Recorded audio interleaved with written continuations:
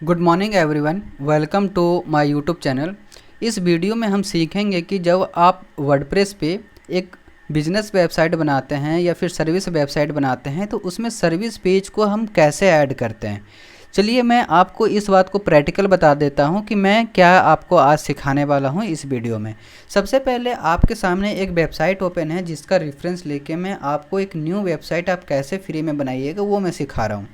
तो आप सबसे पहले यहाँ पे आप देख रहे हैं कुछ मेन्यू है, जैसे home, about us, service, location and contact us. इसे क्या बोलते हैं? इसे बोलते हैं मेन्यू। पर सर्विस वाले पेज पे जैसे ही आप कर्सर को ओवर करते हैं तो यहाँ पे चार ऑप्शन यहाँ पे क्या होते हैं? अपीयर होते हैं, जिसको क्या बोलते हैं? सब मेन्यू बोलते हैं। बेसिकली ये हमारा टेक्निकल का सब मेन्यू है, पर यहाँ पे क्या है? यहाँ पे आपके सर्विस यहाँ पे ऐड किए गए हैं। जैसे सर्विस में क्या है? होम शिफ्टिंग है, ऑफिस शिफ्टिंग है, कार ट्रांसपोर्ट है और बाइक ट्रांसपोर्ट है। तो इसी तरह से जब आप वेबसाइट बनाइएगा तो आप अपने वेबसाइट में कैसे इसको सर्विसेज को ऐड कीजिएगा वो हम आज सीखने वाले हैं।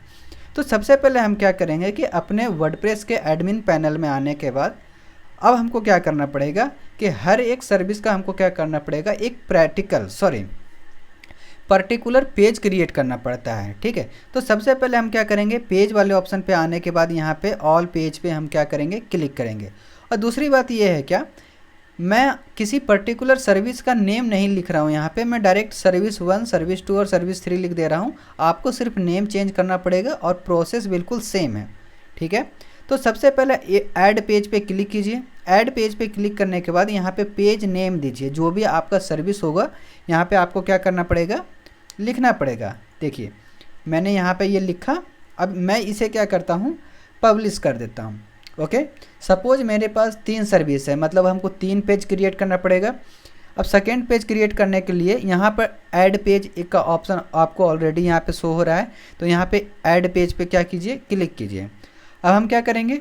जो हमारी सेकेंड सर्विस है उसको यहाँ पर उसका नेम लिखेंगे। उसके बाद हमको क्या करेंगे? यहाँ पे पब्लिश वाले ऑप्शन पे क्लिक कर देंगे।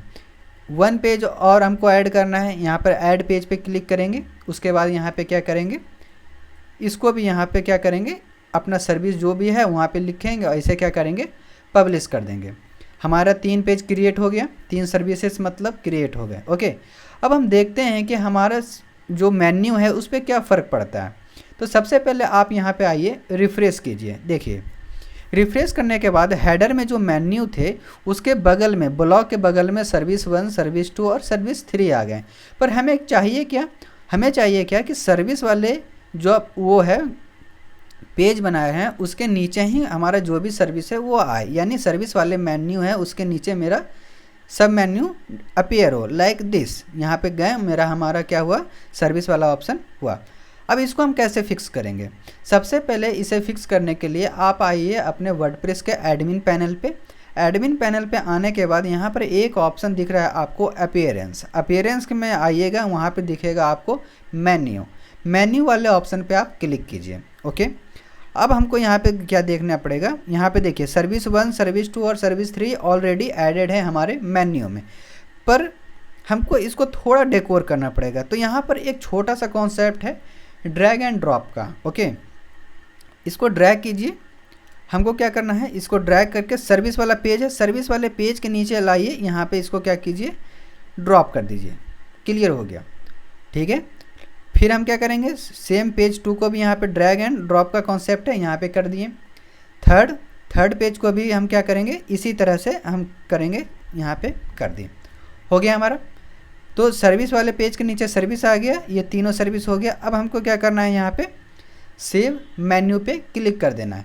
सेव मेन्यू पर क्लिक करने के बाद अब हम देखते हैं कि हमारे वेबसाइट पे क्या चेंज आया। तो एक बार रिफ़्रेश करेंगे। रिफ़्रेश करने के बाद देखिए हमारा जो भी हेडर में मेन्यू था वो क्या हुआ? यहाँ पे गायब हो गया। अब यहाँ पे सर्विस वाले पे कर्सर को ओवर कीजिएगा तो जो भी हमारा सर्विस है वहाँ पे क्या हो गया?